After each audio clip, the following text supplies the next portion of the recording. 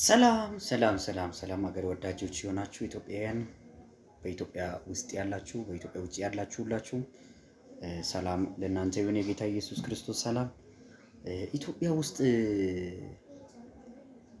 የተሰራው መልካም ነገር ለምንድን ነው በዓለም ማይታወቅ? መልካም ነገሮች ለምንድን ነው በዓለም ሲወራ ቅር የሚላችሁ? ለምንድን ነው ረሃብ ለምን አልተናገረም? ችግር ለምን አልተናገረም የምትላችሁ ለምንድን ነው?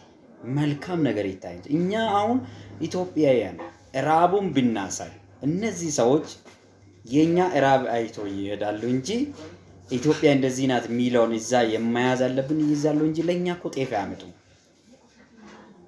አንተን መጥቶ ከዚህ ሀገር የሚወስድ ይመስላል። ለምንድን ነው እንደዚህ መልካም ነገር ሲሰራ ሆነ መልካም ነገር ሲታይ አንዳንዶች በቃ ማብራት እንደያዛችሁ የምትቃጠሉት ለምንድን ነው? አንደኛ መልካም ነገርን አልሰራህም። ኢትዮጵያ ውስጥ አለ እንጂ መልካም ነገር የሰራ አሻራ አይደለም፣ ባለ አሻራው አይደለም የሰራው ሌላ አካል። እግዚአብሔር እረድቶ ደግሞ ሊያይ ያመጣው አዶናይ የመጣው ከውጭ። አንተ አንደኛ መልካም አልሰራህም። ኢትዮጵያዊ ግን የዚህ አሻራ አይደለም፣ አልሰራም። የሰራው መንግስት ነው፣ የሰራው አካል ሰርቷል።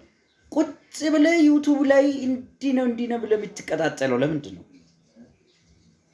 ጎበዝ ከሆነ ያንን የሄደውን ልጅ አምጣና አንተ ያሳይ። ረብተኛ አንጣና ኢትዮጵያ ውስጥ ያለው ችግር ጎበዝ ከሆነ ቁጭ ብለህ ከምታወራ አዶናይን ከምትወቀስ አንተ ጀግና ከሆንክ ያንተ ስራ ልክ ከሆንክ ጎበዝ ሂድና ልጅና ልጁ ያኛው ልጅ አምጣና አሳይ። እኔ እኮ የሚገርም እኮ ረሃብ ይኖራል። አዎ ይኖራል። ዓለም ላይ ነው ያለው ችግር ይኖራል። አዎ ችግር ይኖራል። ደቡብ አፍሪካ ላይ እኮ ኢትዮጵያ ላይ የጨከኑት ለምንድን ነው? ስራ አጥቶ ነው። አሜሪካን በዚህ ሰዓት የተጣለች ያለው ምንድን ነው? የራሱ የሆነ ችግር ስላለ ነው። አሜሪካን አሁን ሚዲያ ላይ ስናየው አሜሪካን በጣም ጽድት ያለ ነው ፓርት ነው የሚታየው። ሌላ አለ እኮ አሜሪካን ጀርባ ላይ ደግሞ ሌላ የበሰበሰ ቀጠና ነው። ኢትዮጵያም እንደዛ ነው። ችግር አላት። ችግሩ ጀርባ ደግሞ መልካም ነገር አለ። መልካም ነገር ነው ማሳየት አለብን እንጂ ክፉን ለምን ታሳይ? በየሆስፒታሉ እኮ እየታመመ ያለ አለ እና እሱን እየዞረ ማስጎበኘት አለበት ነው። የኢትዮጵያ ገጽታ ተማሚ ነው እንዴ? የኢትዮጵያ ገጽታ ረሃብተኛ ነው እንዴ? ረሃብ ለጊዜያዊ የመጣ ነው ያልፋል።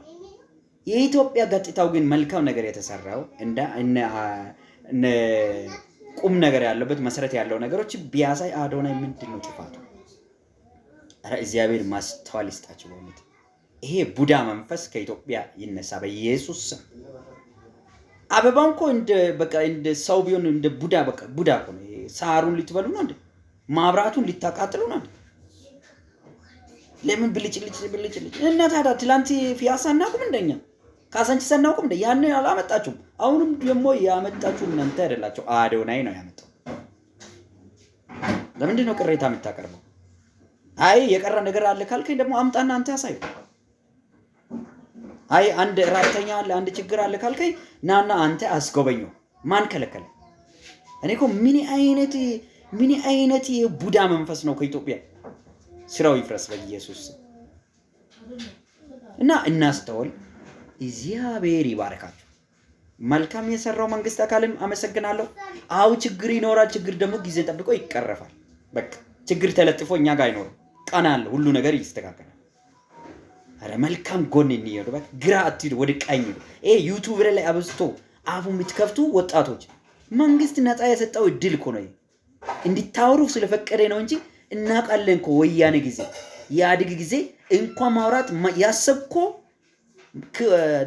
ከሱ ስርዓት ውጭ አስበ የት እንደምትደርስ እኮ እናውቃለን። ለምንድን ነው አዲስ ሆነን ዝም ስላለ መልካም እየሰራ ዝም ስላለ አውሩ እንደፈለጋችሁ ብሎ ነፃነትን ስለሰጠ እንደዚህ ዳዳዳዳዳ የምትሉ ሰዎች ምን አድርጌ ታውቃለህ? ለዛ አሁን ራብተኛ አገር ምን አዋቴ ታውቃለህ? ምንድነው የሰጠኝ? ምንድነው አሁን ማዋጮው የሚታረቀው? ይሄ ነው መፍትሄ። ጎበዝ ከሆነ እና አዋጥ ብለህ እስኪ ችግር ላይ ያለው ያገሮች አሉ፣ ራብ ላይ ወደቁ አሉ። ወይ አዲስ አበባም ቢሆን ገጠር ከዛትም ቢሆን ማዋጮው እናደርግ። ወይ አለዛ ደግሞ እምቢ ዓለም ይየው ካልከ ሄድና ዓለም ማየት የሚገባውን ክፍል ሄድና አምጣ። አታመጣ እኮ አልተባለ እና ቁጭ ብሎ ሰው በሰራው መልካም ስራ ሰው ባስጎበኘው መልካም ውጤት ላይ አንተ እሳት የሚበላበት ይሄ መንፈስ ነው። ስራው ይፍረስ። እና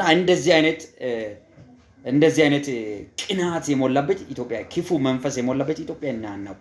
መልካም እንስራ፣ አብረን እንስራ። ችግር አለ፣ አዎ እናውቃለን ችግር እንዳለ።